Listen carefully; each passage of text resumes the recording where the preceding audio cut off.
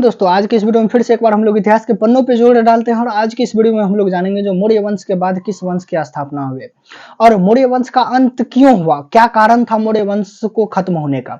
चलिए दोस्तों, वीडियो को स्टार्ट करते हैं। उनसे पहले जो भी दोस्त हमारे चैनल पर न्यू आए हुए चैनल को सब्सक्राइब कर लीजिए और बेल आइकन को प्रेस कर दीजिए ताकि हमारा जो भी नया कंटेंट आए वे आप तक जल्द से जल्द पहुंच जाए।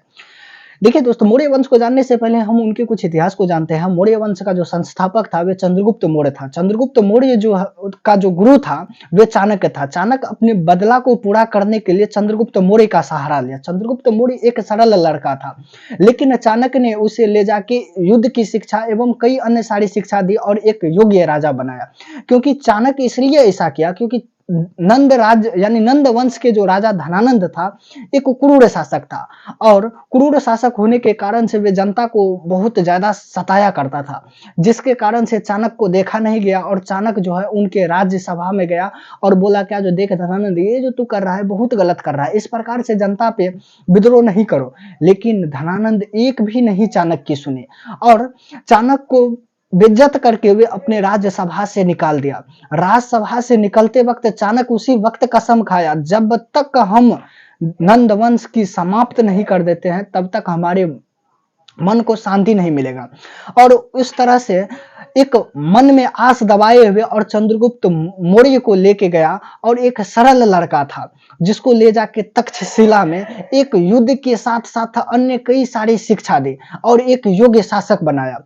और चंद्रगुप्त मौर्य जो है धनानंद की हत्या कर दी और नंद वंश की समाप्त कर दी और उनकी बेटी दुर्धरा से शादी कर ली। इस प्रकार से चाणक्य की मन का जो लिया हुआ प्रयत्न था वे भी खत्म हो गया और योग्य शासक भी चंद्रगुप्त मौर्य बन गया। और चंद्रगुप्त मौर्य ने ही अखंड भारत का निर्माण किया था। ठीक है, उनके बाद जो है मौर्य वंश ही क्यों चंद्रगुप्त नाम रखा, क्योंकि उनकी माता का नाम मोरा थी और मोरा को हम लोग संस्कृत में मौर्य कहते हैं, इसलिए जो है वो अपने माता के नाम पे मौर्य वंश रखा। और इन्होंने चंद्रगुप्त मौर्य जो है अखंड भारत का निर्माण किया। आज कहते हैं एक बिहारी जो है क्या कर लेगा, बिहार सबसे पीछे। अरे हमारे इतिहास को उठा के देखो जो बिहार कितना आगे है। अखंड भारत का निर्माण करने वाला एक चंद्रगुप्त मौर्य था और आज कहते हैं जो बिहारी कुछ नहीं कर सकता। अरे एक बार प्रधानमंत्री बना के देख लो, बिहार के किसी भी एक नागरिक को हिला देगा पूरा। और अखंड भारत जो आज पाकिस्तान, बांग्लादेश, अफगानिस्तान और म्यांमार जो अलग है, सबको एक करके फिर से अखंड भारत बनेगा। कौन कहता है बिहारी में पावर नहीं, एक बिहारी 100 पे भारी, कहावत क्यों प्रचलित है। और इसी प्रकार से जो है चंद्रगुप्त मौर्य अपनी जीवन यापन शुरू किया और अलेक्जेंडर निकेटर की जो बेटी थी हेलेना, उनसे भी शादी कर ली और उनके बाद वे विदेशी आक्रमण किया था, जिस कारण से चंद्रगुप्त मौर्य शादी कर ली। और चंद्रगुप्त मौर्य के बाद जो है मौर्य वंश का राजा जो बना वे बिंदुसार बना। बिंदुसार उनका बेटा था और बिंदुसार एक अयोग्य शासक था जिनको उस तरह से जानकारी नहीं थी, लेकिन इसका प्रधानमंत्री चाणक्य था, जिस कारण से राज्य चला कुछ दिन तक। लेकिन उनके बाद उनके बाद जो है सम्राट अशोक राजगद्दी संभालने लगा। क्योंकि ये जो था इसको इसलिए कहा जाता है क्योंकि ये पिता का पुत्र एवं पुत्र का पिता कहा जाता है, क्योंकि एक पिता का पुत्र भी था और पुत्र का पिता भी था। इसलिए जो है इतिहासकारों ने बिंदुसार को भी नहीं छोड़ा। और बिंदुसार के बाद जो मौर्य वंश का संस्थापक बना वे सम्राट अशोक बना। सम्राट अशोक भी क्रूर शासक था, लेकिन जैसे ही कलिंग का युद्ध किया तो सम्राट अशोक का मन परिवर्तन हो गया। क्योंकि कलिंग युद्ध में इतना महामारी फैली, इतने बच्चे एवं माल जाल हर किसी की क्षति हुई, प्रजा पे बहुत ज्यादा क्रूर हुआ, वो भी हाथी के कारण से, जिस कारण से चंद्रगुप्त मौर्य का मन परिवर्तन हो गया और जिस कारण से सम्राट अशोक का मन परिवर्तन हो गया और वे शस्त्र को त्याग दिया। और शस्त्र त्यागने का सबसे बड़ा कारण राजा का बनता है। जो आखिर में क्यों राजा शस्त्र त्यागे, अगर राजा ही शस्त्र चलाना छोड़ दे तो आखिर में राज्य वंश कितना दिन तक चलेगा। और जो है सम्राट अशोक जो है जैसे ही उनका मन परिवर्तन हुआ तो वे बौद्ध धर्म को अपना लिया और बौद्ध धर्म में इतना पैसा खर्चा कर डाला, इतना पैसा खर्चा किया जो इनकी आर्थिक स्थिति खराब हो गई, जिस कारण से जो है जनता में अफरा तफरी मच गया और पैसा की कमी आने लगी। और सम्राट अशोक के बाद जो राजा बना वे बृहद्रत्न बना और बृहद्रत्न का जो सेनापति था वे पुष्पमित्र शुंग था। बृहद्रत्न भी एक अयोग्य शासक था, जो कि मेन दिक्कत क्या था, अब मौर्य वंश का पतन होने का यानी नष्ट होने का कारण क्या था? जो अशोक का शस्त्र त्याग देना और उनके बाद आर्थिक स्थिति उत्पन्न ला देना, क्योंकि एक बड़ा साम्राज्य होता है, उसको चलाने के लिए रुपया की सबसे बड़ी आवश्यकता होती है। इसलिए जो है रुपया नहीं रहने के कारण से कुछ ही दिन तक मौर्य वंश चला और इसका अंतिम शासक जो था वो बृहद्रत्न बना और बृहद्रत्न का सेनापति पुष्पमित्र शुंग था। पुष्पमित्र शुंग जो है बृहद्रत्न को चाकू घोंप के हत्या कर दे। बोला क्या जो जा भाई, अब यहाँ से मौर्य वंश का अंत हो गया। और उनके बाद जो मौर्य वंश का बाद जो आया वे शुंग वंश आया। जैसे ही शुंग वंश आया, शुंग वंश का सेनापति यानी मौर्य वंश का जो सेनापति था पुष्पमित्र शुंग, उन्होंने शुंग वंश की स्थापना की और मगध शासन करने वाला यह पहला गैर क्षत्रिय राजवंश यानी राजवंश था। क्योंकि इनसे पहले जो भी मगध पे राज किया था वे राज घराना से आता था, लेकिन ये एक पहला यानी शुंग वंश एक ऐसा वंश आया जो कि राज घराना से नहीं थे बल्कि एक ब्राह्मण थे। और इस वंश के संस्थापक पुष्पमित्र यानी शुंग वंश का संस्थापक पुष्पमित्र थे। इस वंश का प्रथम शासक पुष्पमित्र ही था। अब इन्होंने अपनी राजधानी पाटलिपुत्र बनाई, जबकि द्वितीय राजधानी विदिशा को बनाया।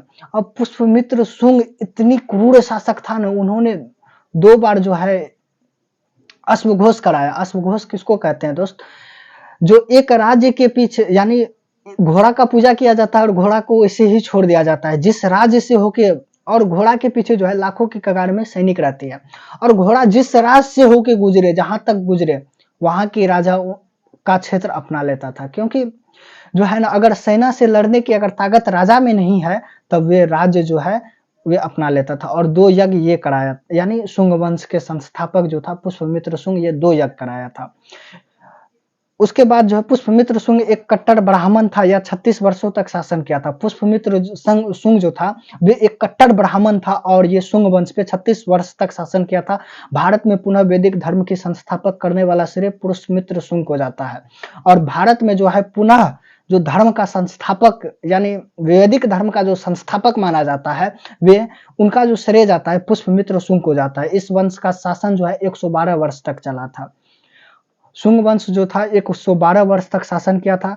इसके बहुत बौद्ध स्तूपों तथा मठों को ध्वस्त कर दिया। अब बौद्ध स्तूप तथा यानी स्तूप जो बनवाया था सम्राट अशोक, इतनी पैसा खर्चा करने के बाद, इतना पैसा खर्चा किया जी, जो प्रजा में जो है आर्थिक स्थिति उत्पन्न आ गई थी और उन्होंने जो है शुंग वंश के जो राजा पुष्पमित्र शुंग जो है वे स्तूपों को तोड़ डाला और कई सारे मठों को भी ध्वस्त कर दिया।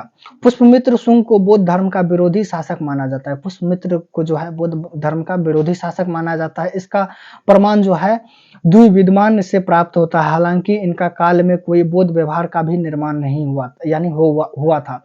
और शुंग वंश के काल में जो है कई सारे बौद्ध धर्म का भी निर्माण हो यानी व्यवहार का भी निर्माण हो गया था। पुष्पमित्र शुंग ने मध्य प्रदेश के सांची स्तूपों को की खिड़कियों को तांबे का करवाया। एक काम तो किया बौद्ध धर्म के लिए, जो सांची का जो स्तूपों था वे खिड़की जो था उनका वे तांबा का बनवाया था और भरहुत एमपी का स्तूप की खिड़कियों को पत्थर का बनवाया था। अब पुष्पमित्र शुंग के काल में अशोक द्वारा निर्मित सांची एवं भरहुत स्तूप को आकार दुगुना करवाया गया था। अब उसका जो सांची एवं भरहुत का जो स्तूप था उनका आकार भी दुगुना करवा दिया गया था। किसके काल में? तो शुंग वंश के संस्थापक जो है पुष्पमित्र शुंग के काल में उनका आकार दुगुना करवा दिया था और ये एक अच्छे काम किए थे। यहाँ पर पुष्पमित्र शुंग के काल में अशोक द्वारा निर्मित सांची एवं भरहुत स्तूपों का आकार दुगुना करवाया गया था। इनके समय बौद्ध पुस्तक जागृत ग्रंथ की रचना हुई थी। और किसके समय? तो ये शुंग वंश के संस्थापक पुष्पमित्र के समय जो है बौद्ध पुस्तक जातक ग्रंथ की रचना हो चुकी थी। मनु ने मनुमित्र लिखा और गर्वी ने गर्भ संहिता लिखे। अवजेनसिन ने हरिवंश की रचना किया और कई सारे ऐसे लेखक आए और उन्होंने अपनी अपनी किताबें लिखी थी। पुष्पमित्र शुंग अपनी राजधानी पाटलिपुत्र को ही बनाया था। अब इनके काल में कुल मिलाकर 2 युद्ध हो गए थे। एक तो था बृहद का युद्ध हो गया था और यवन आक्रमणी युद्ध हो गया था पुष्पमित्र शुंग के काल में। अब बृहद में चल रहे उत्तराधिकारी के युद्ध का लाभ उठाकर पुष्पमित्र शुंग ने अग्निमित्र के नेतृत्व में सेना भेजा, जिससे अग्निमित्र विजय हुए। इनकी जानकारी कालिदास की रचना मालविका मित्र में मिलती है। अब जो पुष्यमित्र शुंग जो था वे अपने उत्तराधिकारी के नेतृत्व में, अग्निमित्र के नेतृत्व में जो है सेना भेजा, कहां पर, तो बृहद्र में, और वहां की आस्थान को जीत लिया। और कालिदास की पुस्तक मालमित्री में अग्निमित्र तथा मालविका की प्रेम कहानी को भी मिलता है। अब इसका जो अगला शासक था शुंग वंश का, वे जो था यानी अग्निमित्र था, और अग्निमित्र की प्रेम कहानी जो है कालिदास के मालविका अग्निमित्र में मिलती है। इनके समय 2 यौमन विदेशी आक्रमण हुए। दोनों ही यौमन आक्रमणी पुष्यमित्र शुंग ने अपने बेटे अग्निमित्र द्वारा विफल कर दिया। यानी विफल यानी सफल जो है ना, वे आक्रमण जो इनकी राजगद्दी को जो है हड़पने की कोशिश की, लेकिन उनका पुत्र अग्निमित्र जो था और पुष्यमित्र शुंग जो था, दोनों मिलके उनकी प्रयास को विफल कर दिया। पहले आक्रमण नेतृत्व जो था डेरियस ने डेरियस कर रहा था। दूसरा आक्रमण का जो नेतृत्व था यानी विदेशी आक्रमण का जो नेतृत्व था वे मिनांडर कर रहा था। ठीक है। अब इस प्रकार से जो है कलिंग नरेश खारवेल ने पुष्यमित्र शुंग को पराजित कर दिया। अब कलिंग वाला भी, जैसे ही अशोक कलिंग वाले को हराया था, कलिंग वाले भी सोच रहा था जो हमारा भी कभी न कभी बारी आएगा, और उन्होंने एक बारी देख के जो है पुष्यमित्र शुंग को अपराजित कर दिया। अब इसके बाद शुंग वंश के काल में ही अर्थव्यवस्था, जातक ग्रंथ एवं मालविका प्रणोत्र नामक पुस्तक से मिलता है। और इन सब चीजों के बाद जो है अब इस वंश का भी ज्यादा दिन तक कहाँ जीना। अब उसके बाद जो है इस वंश के 10वें एवं अंतिम शासक जो 10वां शासक बना, और अंतिम शासक जो था वे देवभूति थे, जिनकी हत्या जो है उनके ही मंत्री वासुदेव ने कर दी, और उनके स्थान पर कौंडव वंश की स्थापना किया। और इनके बाद जो है शुंग वंश के जो अंतिम शासक बना वे देवभूति बना, और देवभूति के जो सेनापति था वासुदेव ने भी इनकी मृत्यु कर दिया। अक्सर पहले की जमाना में अगर देखा जाए तो राजगद्दी के लिए बहुत ही ज्यादा लड़ाई चलती थी, जो कि राजगद्दी के लिए अपने राजा के साथ यानी राजा को भी मार दिया जाता था, और उनके साथ जो भी सैनिक था उनको भी मार दिया जाता था, जो कि राजा के विरोध यानी सहयोग में बोलता था। क्योंकि ये भी एक सबकी अपनी अपनी सोच होती है। और आज की भी हम लोग बात करें तो आज भी तो हम लोगों के अंदर जो जलन की भावना जलती है, यही जलन पहले के जमाना में साम्राज्य के पीछे चलता था, और आज हम पड़ोसियों के पीछे चलता है। आखिर में कौन पड़ोसी चाहता है जो हमारा पड़ोसी हमसे आगे बढ़े? एक तरह से माने तो जलन ही नहीं हुआ। और इस प्रकार से जो है शुंग वंश के भी समाप्त हो गया, और उनके शुंग वंश के स्थान पर कौंडव वंश आया। अब हम कल की वीडियो में हम लोग जानेंगे जो कौंडव वंश कैसे कैसे कार्य किया और कौन कौन से ऐसे काम किया। जय हिंद दोस्तों, मिलते हैं अब नेक्स्ट वीडियो में। आज के लिए बस इतना ही।